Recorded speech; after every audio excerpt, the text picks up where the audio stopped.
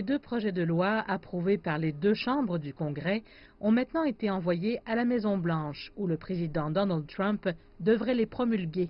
L'un des projets de loi est la loi sur les droits de l'homme et la démocratie de Hong Kong, qui confierait à Washington le contrôle de l'autonomie de Hong Kong.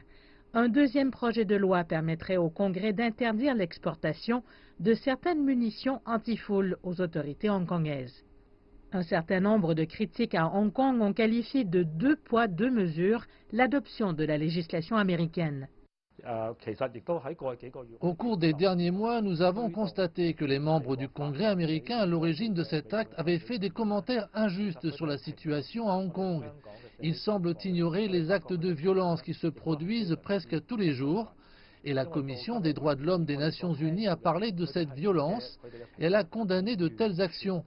Mais aucun de ces commentaires n'a été fait par les membres du Congrès américain. Je crois donc que ceux qui ont parrainé cet acte n'ont aucune idée de ce qui se passe réellement à Hong Kong. Je pense que ce qu'ils ont fait est tout à fait inapproprié. Quand les États-Unis parlent de démocratie et de liberté, de quelle démocratie, de quelle liberté parlent-ils? De celle des émeutiers ou celle de la plupart des Hongkongais?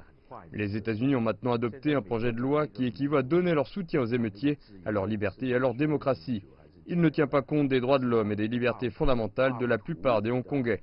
Je crois que le Sénat américain a donné un mauvais exemple. Les États-Unis jouissent en fait d'un important excédent commercial avec Hong Kong. Ils ont beaucoup d'investissements à Hong Kong ou par Hong Kong vers le continent et l'Asie de l'Est. Cela signifie que les États-Unis ont un important intérêt économique à Hong Kong. Je pense que les États-Unis devraient faire attention à cela.